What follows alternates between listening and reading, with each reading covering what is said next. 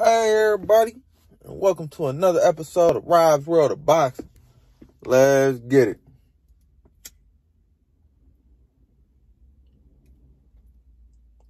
Alright. Today we're gonna get into our a breakdown of what happened last night, man. It was an exciting night of boxing, man. That shit went down, man.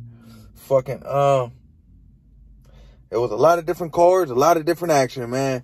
But without further ado, let's get right into it.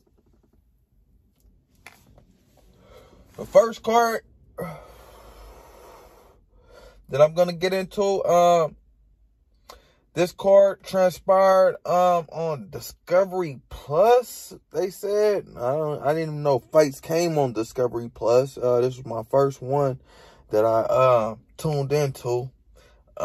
It transpired at 9 a.m. Eastern time. So that's like 6 a.m. for us. It was crazy. The Progress fight came on around 8 or 9. So that was cool. But yeah. Let's get into it.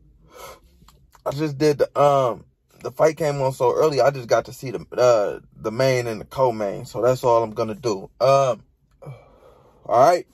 The co-main. Regis Rugaray Prograis versus Tyrone McKinnon. Rugaray was 26-1 with 22 KOs. McKinnon was 22-2 with 1 draw. McKinnon was outclassed all night in this fight. It really wasn't a contest. Regis put the opponent down in the first or the second round, I forget, with an overhand left that was connecting all night. That overhand left was catching his ass. It eventually ended up opening up a nasty cut over his opponent's right eye, you know, because he keep getting hidden in that motherfucker with overhand left. I was like, bruh, put your hand up or something. He wasn't doing none of that. He just kept getting tagged with the same punch that resulted in a stoppage in the fight. And Rugaray, you know, moving on to 27-1 with 23 KOs. And McKinnon moving down to 22-3 with his little 1 draw. You know, but yeah, man, Rugaray the truth, man. He beating the hell out of anybody they put in front of him. The only fight he lost was to Josh Taylor, which was a close contest, a back and forth contest. Man, I got faith in Rugaray, man. At 140, he said he want to be champ again. I believe he will be champ again at 140. Regis Rugaray Prograis. Good job, man.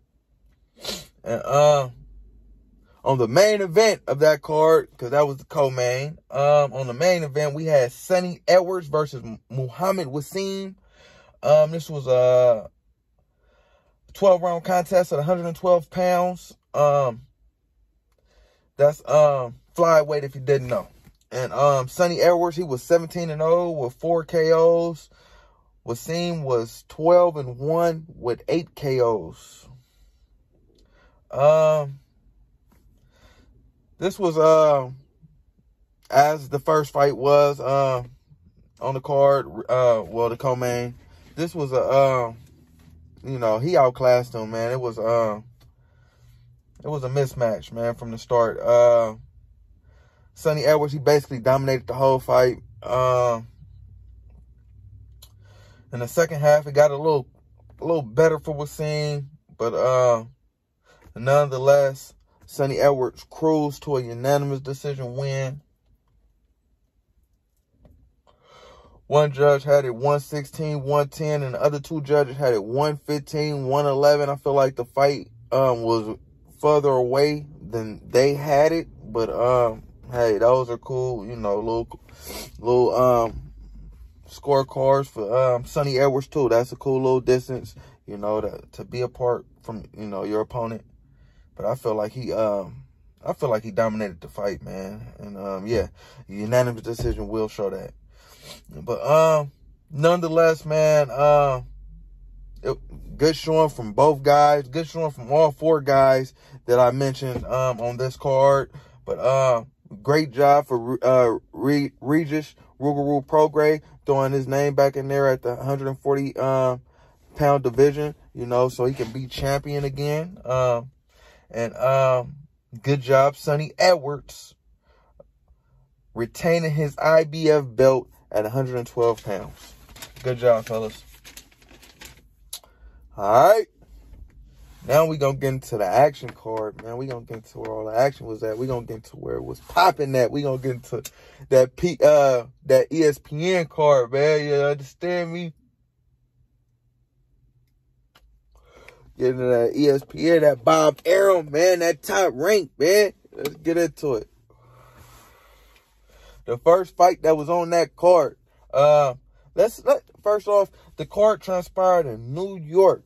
It was in Madison Square Garden.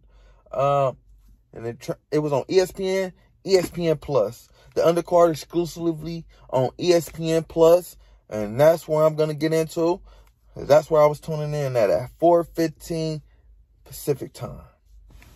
All right. The first fight, it was a 4-round contest at 140 pounds, junior welterweight, if you didn't know. And that fight was between Kelvin Davis, who was 3-0 with 2 KOs, and Philip Kermouche, who was 2-2. And he hadn't knocked out nobody.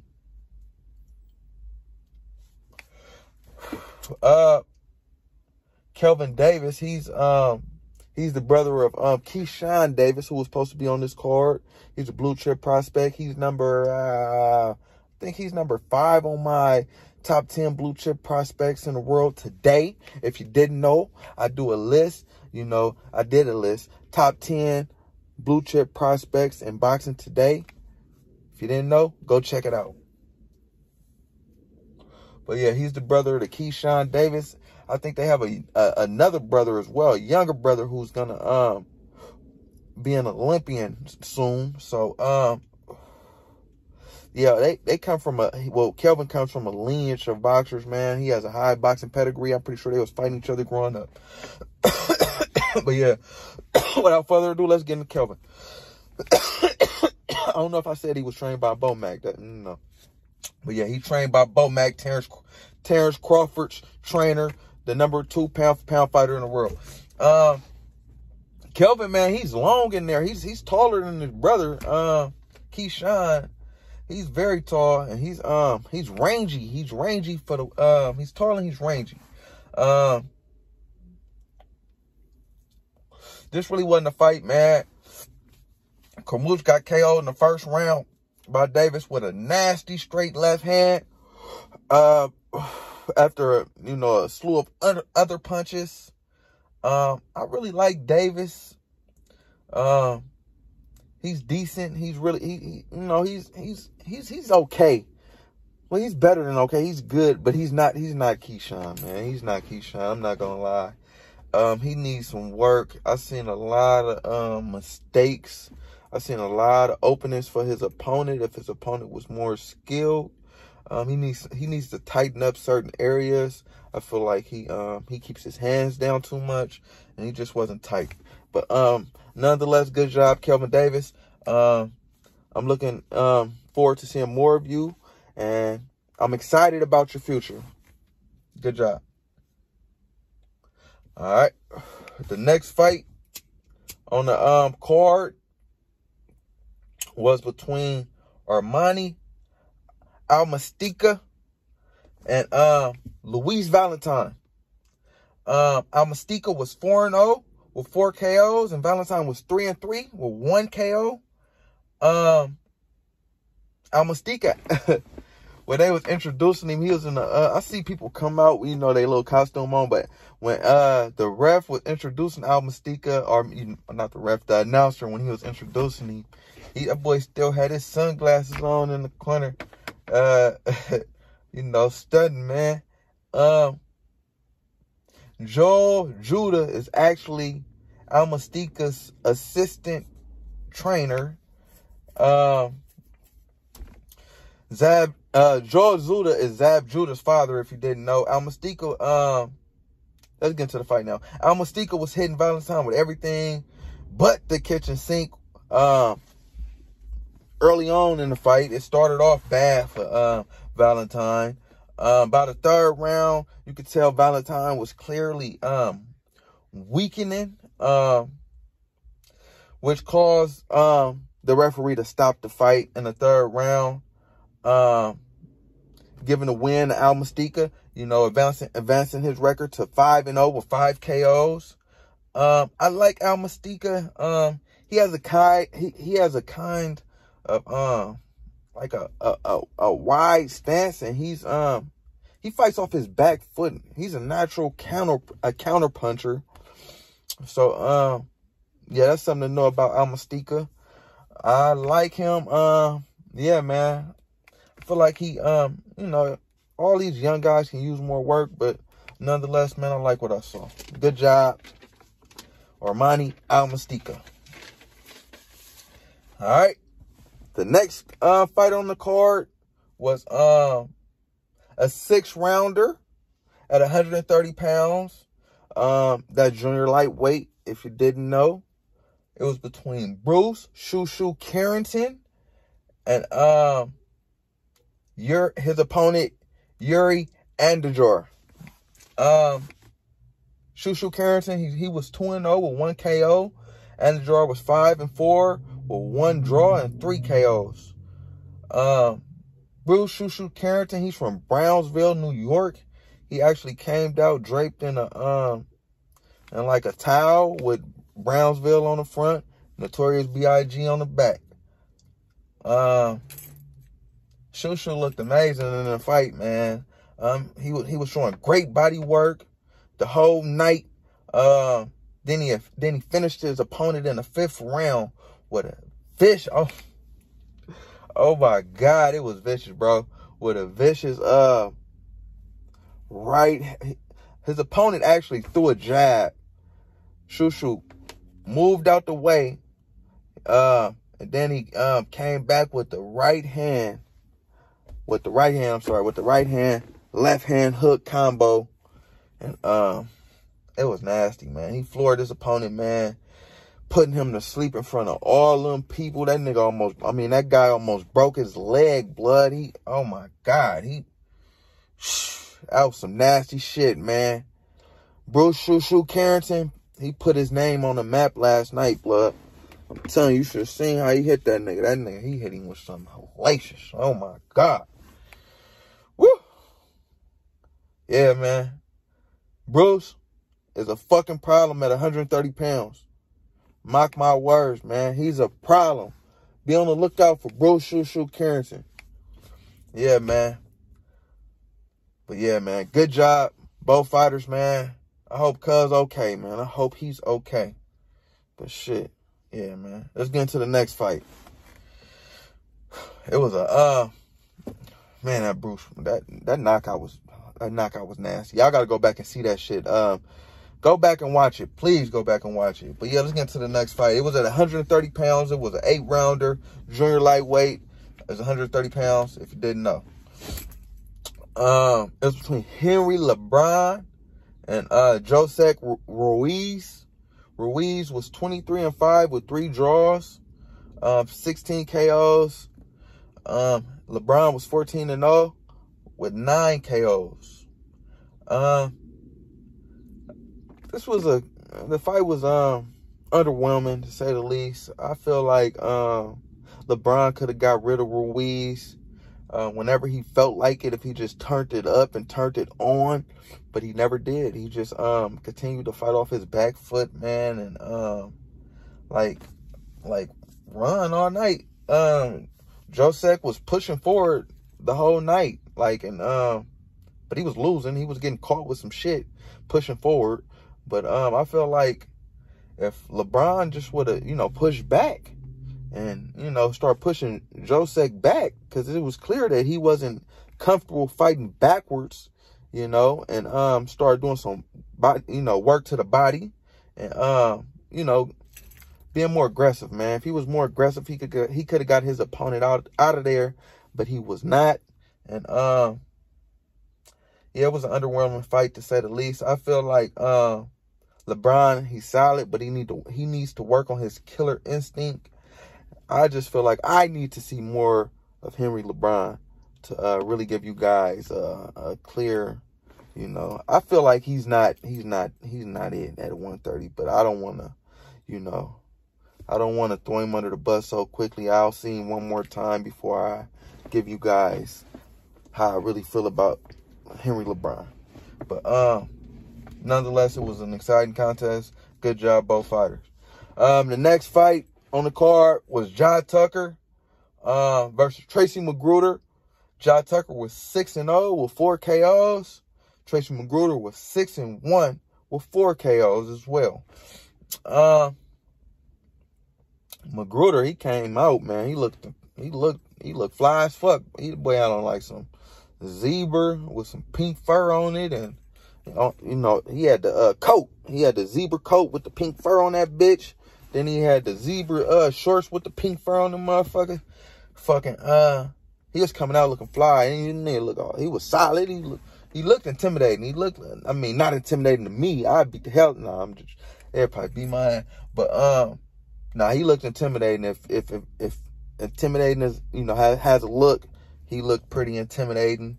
Yeah, he won that the looks in the beginning of the fight. You know, he won that. But I was like, let's see how this nigga fight. Yeah, but yeah, he didn't fight too well.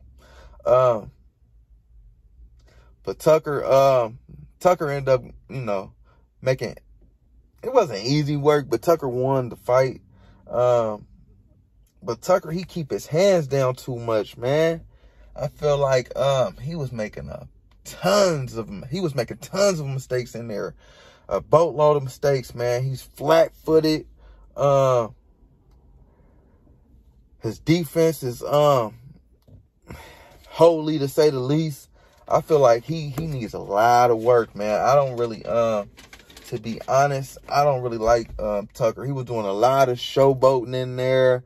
I feel like he was doing showboating because he was tired. I mean, I've seen showboating, but I haven't seen showboating like this in a long time. He was good. He went in the opposing corner and threw his hands threw his, you know, his elbows on the apron. I mean, on the top rope. You know, I'm like, bro, what is you doing? You know what I'm saying? It's the middle of the round. You finna go chill in the corner like you. Come on, man. He looked exhausted. That's how he looked. And he looked very immature in there. But yeah, man, I feel like he needs a lot of work, man. It was his first time going the whole 6. I could tell, as I stated previously, he was exhausted. I ain't gonna lie. I ain't got no faith in Jai Tucker, man. I ain't got no faith in him at the weight. I need to see him improve tremendously. I mean, tremendously, before I, you know, put some respect on his name. But he won in a unanimous decision. One judge had it 60-54. Another judge had it 59-55. Well, 2 judges had it 59-55. And 1 judge had it 60-54. For Jai Tucker, your winner. The next fight on the card. Hold on. Get some water.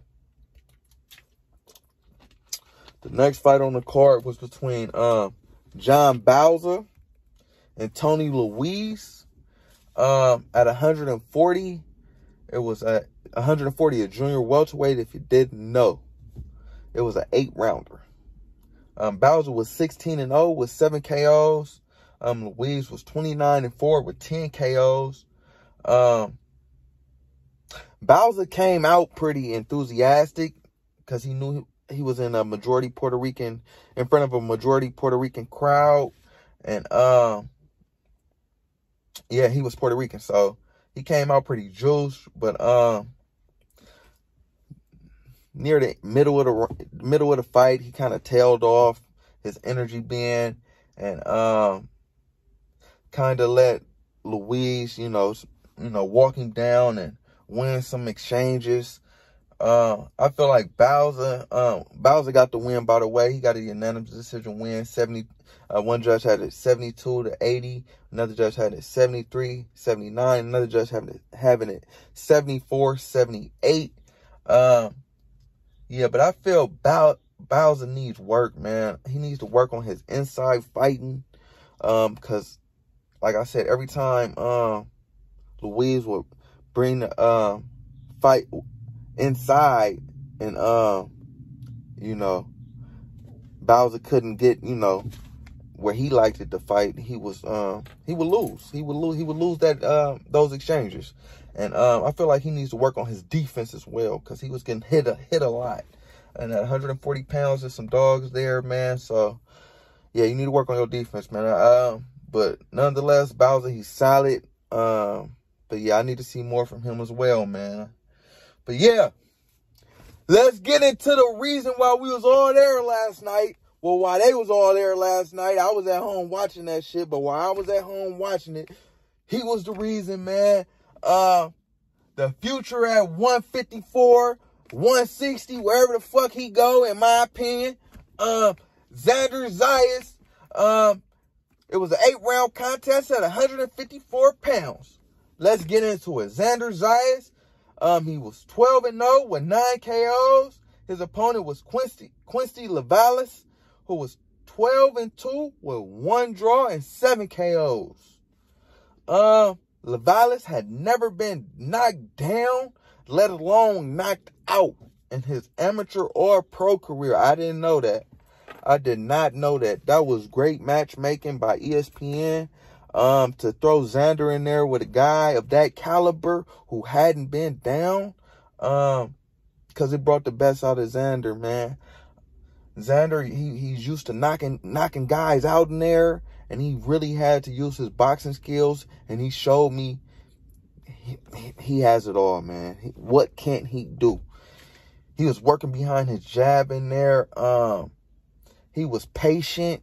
He was patient, but still aggressive. So he reminded me of Felix Trinidad, man. I promise you, if you ever seen Felix Trinidad fight, you know what I'm talking about. And if you haven't, go check it out.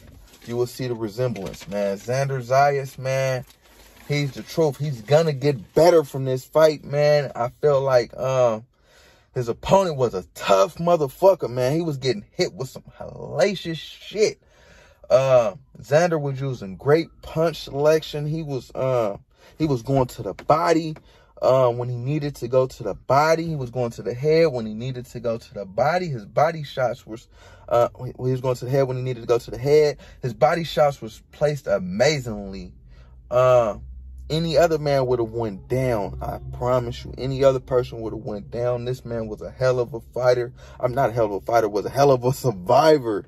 As I stated previously, he's never went down his amateur or his pro career. That was great experience for Xander. Man, Xander Zayas is the fucking truth, man. He's the future of boxing, people. I'm telling you. I bet my bottom dollar on Xander Zayas, man. He's the truth, man. He won on all 3 judges' scorecards.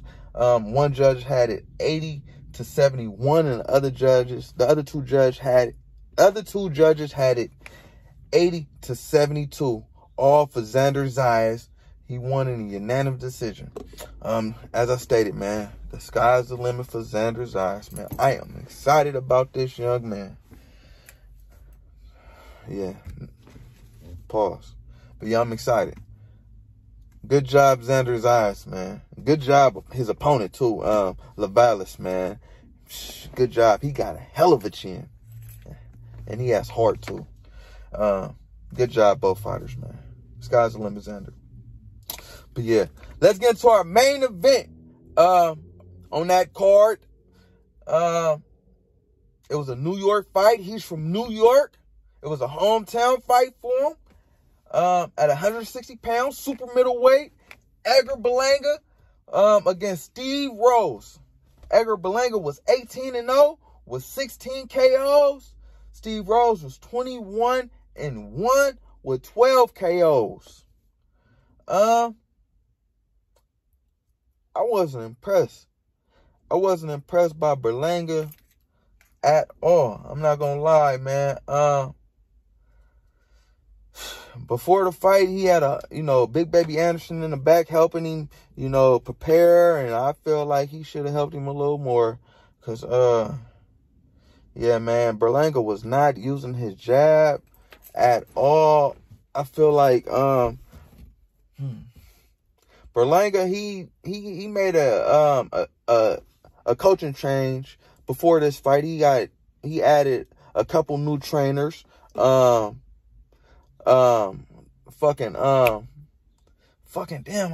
I know he added Andre Rozier, and he added I forget his first name, but his last name Bay. He was a boxer as well. I don't know how I forgot his first name. It's on the tip of my tongue, but his last name is Bay. And yeah, man, I don't know what the hell they were implementing in camp, because he looked like the same Balanga. He wasn't throwing a jab at all. Only thing he was looking for was power. Only thing he was looking for was a hammer.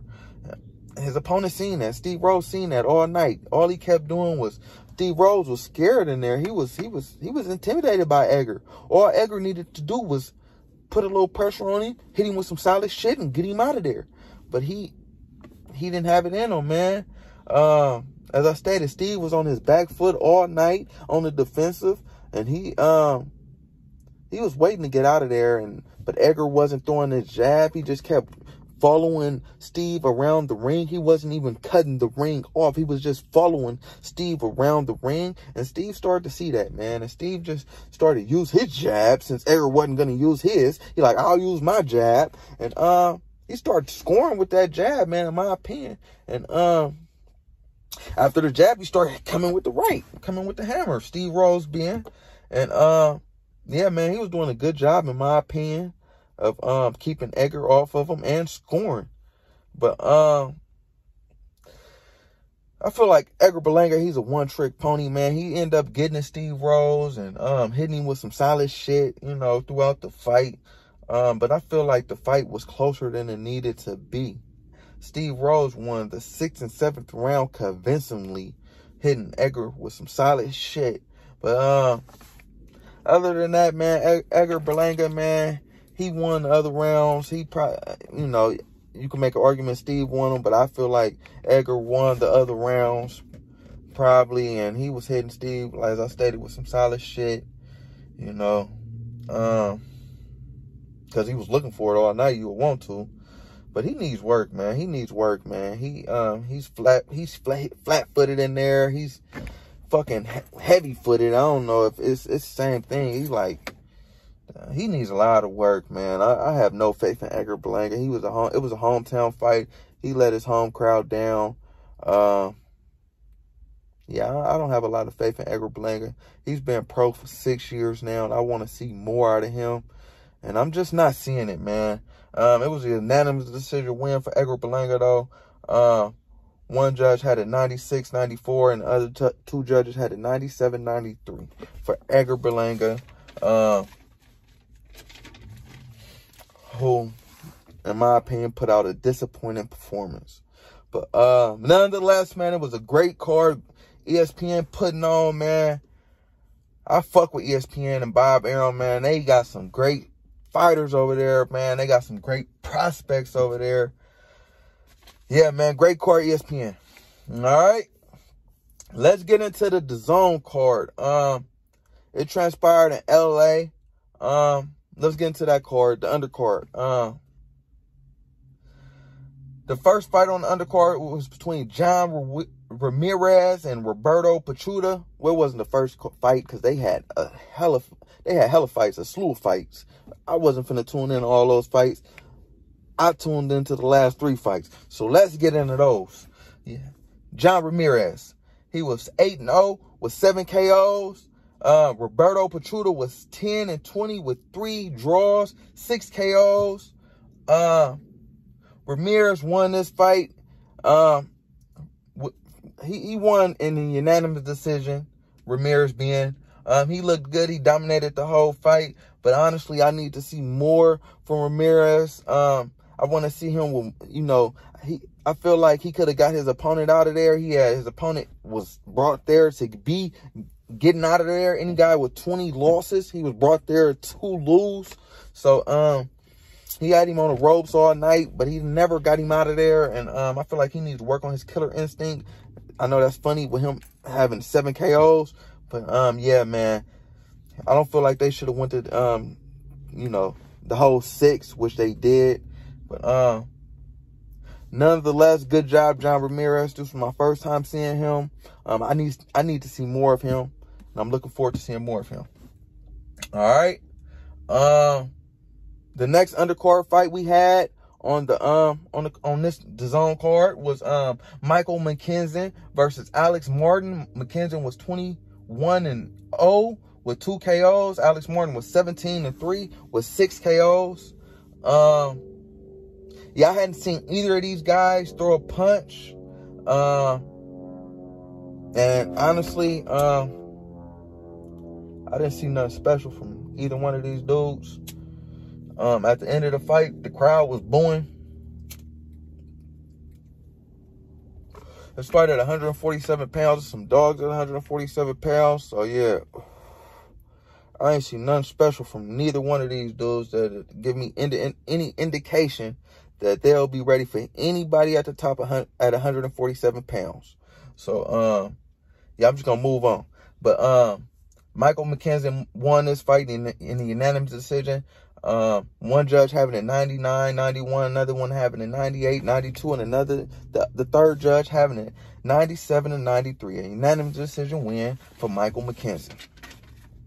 All right, and let's get into our main event on that card. It was at 147 pounds. Welterweight, if you didn't know. It was between Blair the Flair Cobbs. He was 15-0 with 1 draw, and Alex Rocha, who was 18-1 with 12 KOs. His only defeat coming to Rashidi Speedy Ellis, who's the fucking truth. So that's nothing to be ashamed about.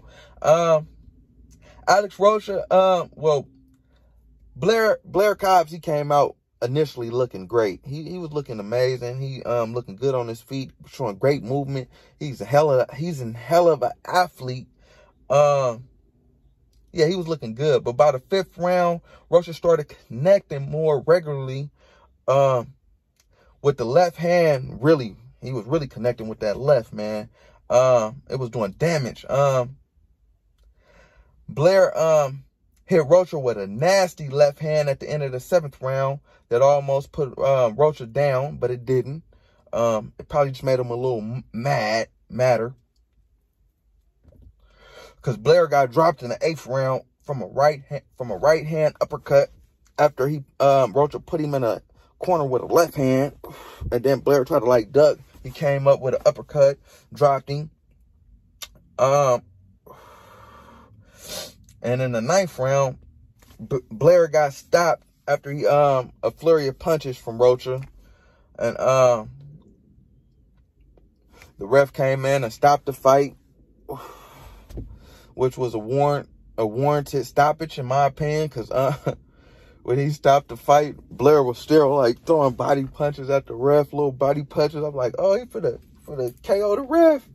That shit was kind of funny. I ain't gonna lie, but good job, Rocha. It was a 9th round KO win for Rocha. Blair Cobbs, man, he talked a lot of shit before this fight. He talks a lot of shit in his career. I want to see how he bounced back after this. He's actually a really good fighter, man. He's a really good fighter. I'm not gonna lie. He has really good movement out there, and he has really good skills. But Rocha just has a little bit more.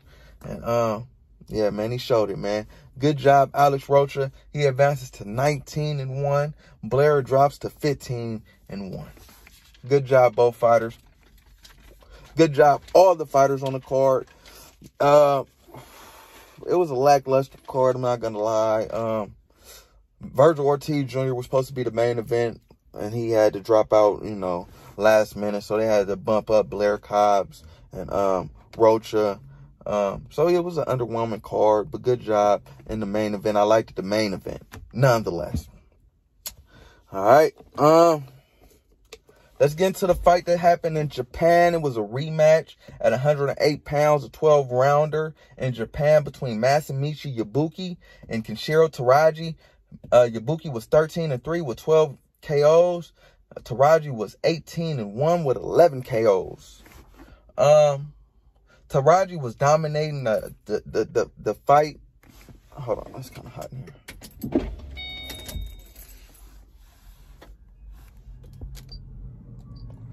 Taraji was dominating the whole fight. With his tempo and his jab and his 1-2. He was he was dominating the whole fight until the third round when he floored his opponent with